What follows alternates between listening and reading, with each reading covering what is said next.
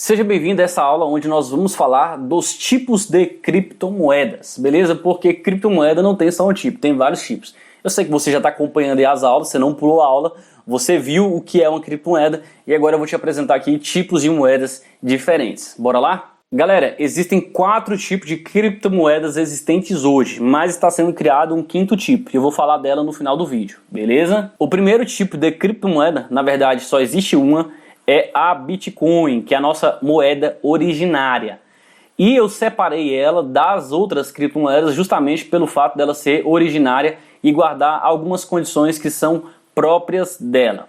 O segundo tipo são as altcoins, o terceiro tipo são as shitcoins e o quarto tipo são as stablecoins. E agora você vai conhecer cada uma delas detalhadamente. Mas, antes disso, nós temos aqui que fazer um adendo sobre moedas fiat ou fiduciária, que elas não existem no universo de criptomoedas. Moedas fiat ou fiduciária são as moedas que você utiliza no seu dia a dia. Por exemplo, no Brasil nós utilizamos a moeda chamada de real, cuja sigla é BRL. Então, o real brasileiro é considerado, é chamado de moeda fiat ou fiduciária.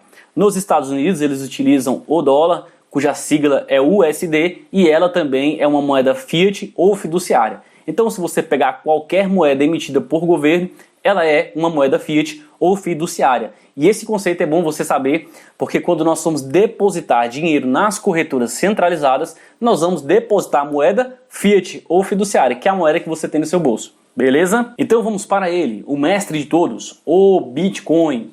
E aqui eu vou simplesmente elencar algumas características do Bitcoin.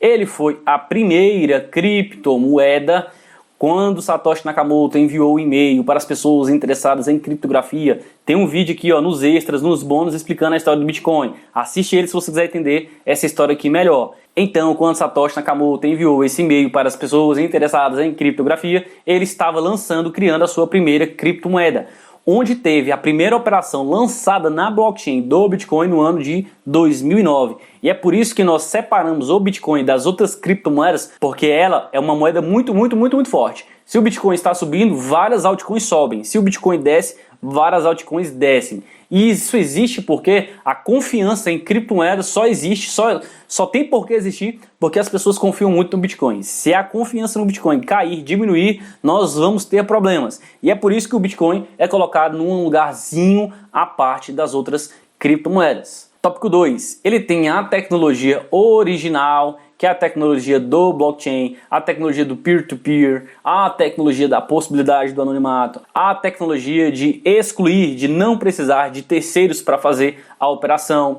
Ele usa o algoritmo de consenso, lembra lá da criptografia, chamado Proof of Work. Existem vários algoritmos diferentes atualmente, tem o Proof of Work, tem o Proof of Stake, tem vários algoritmos hoje, mas os mais conhecidos são o Proof of Work e Proof of Stake. O Bitcoin também tem uma operação chamada Coinbase. Quando você minera, e o que é minerar? É pegar aquelas informações de registros bancários e adicionar na blockchain.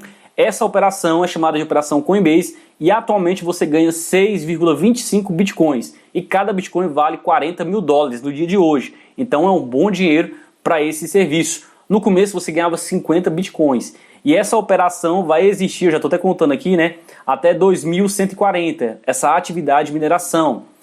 E por que hoje diminuiu? Hoje são 6,25, sendo que começou com 50. Porque a cada 4 anos acontece algo chamado halving, que é a diminuição pela metade dessa recompensa por um bloco criptográfico minerado na rede do Bitcoin. E mais uma curiosidade, a última curiosidade, é que o Bitcoin só vai ter 21 milhões de unidades. E o que seria essa unidade? A gente tem a nota de R$10 no Brasil, por exemplo. Se você olhar na sua carteira, se você tiver 2 notas de R$10, você tem 2 unidades de R$10. Isso aí é uma unidade de R$10. Então o Bitcoin vai ter apenas 21 milhões de unidades de Bitcoin minerados. Depois disso, ela para. Não vai existir mais. Vai parar por aí. Beleza? Agora nós vamos falar sobre as altcoins. As altcoins são um fork do Bitcoin. Copiaram o código do Bitcoin, incrementaram funcionalidades novas e por isso elas são chamadas de derivativos do Bitcoin, são filhas do Bitcoin. E todas as criptomoedas, na verdade, são forks do Bitcoin. beleza? Elas têm funcionalidades próprias. Lembra que na aula passada eu falei que a Ethereum tem a possibilidade de ter contratos inteligentes, que na verdade são programas de computadores adicionados dentro da blockchain que executam funções? Beleza, essa é uma funcionalidade da Ethereum, ter contratos inteligentes. Hoje nós temos outras criptomoedas com tecnologias diferentes. Por exemplo, nós temos a Helium. A Helium é uma internet das coisas. Esses wearables, né, aqueles relógios inteligentes, pulseiras inteligentes, essas coisas, elas conseguem se conectar aí com a tecnologia da Helium. Até a geladeira também, né, o micro-ondas, consegue se conectar com a tecnologia da Helium e ali eles compartilham informações. Hoje nós temos um token que foi lançado recentemente, que é o GMT, né, que é o Green Metaverse, que ele serve para te pagar pelo exercício físico que você faz, desde que seja registrado dentro de um wearable. Então, altcoins têm funcionalidades diferentes também. E nós temos aqui alguns exemplos de altcoin, como a Ethereum, a Solana, a Cardano, a Polygon, a Aave, Algorand e etc. Existem várias altcoins, que são criptomoedas também. Não são moedas digitais, são criptomoedas. Vou enfatizar isso. E nós temos também aqui, olha, um meme, nós temos as chamadas shitcoins. Shit vem de merda, de cocô, de porcaria. E essas moedas chamadas de shitcoins, elas também são um fork do Bitcoin. E elas servem para quê? Servem apenas para pagamento. Elas não têm funcionalidades próprias. E por essa razão, por não ter uma funcionalidade própria, por ser concorrente do Bitcoin, as pessoas não levam fé nelas. Então aqui, ó, como eu disse, elas não têm funcionalidade própria, exceto pagamento. E elas são alvo de muita especulação. Elas são lançadas, as pessoas começam a falar muito dela, começam a investir e ela não tem funcionalidade. De repente, aquelas pessoas que têm muito dinheiro, que nós chamamos de baleia, elas saem das suas operações, fazendo com que quem comprou pouca quantidade no topo perca dinheiro.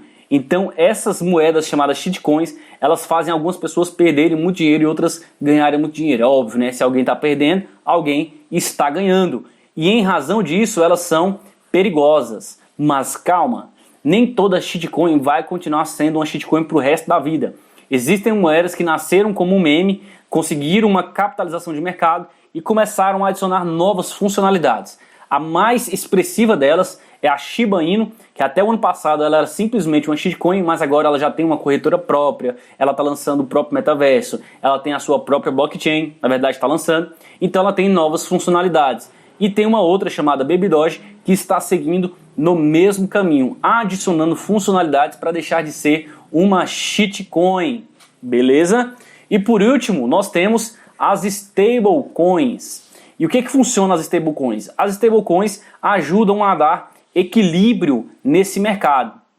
Elas são pareadas em moeda fiat. Então, por exemplo, nós temos a stablecoin chamada USDT Tether, ou a moeda Tether.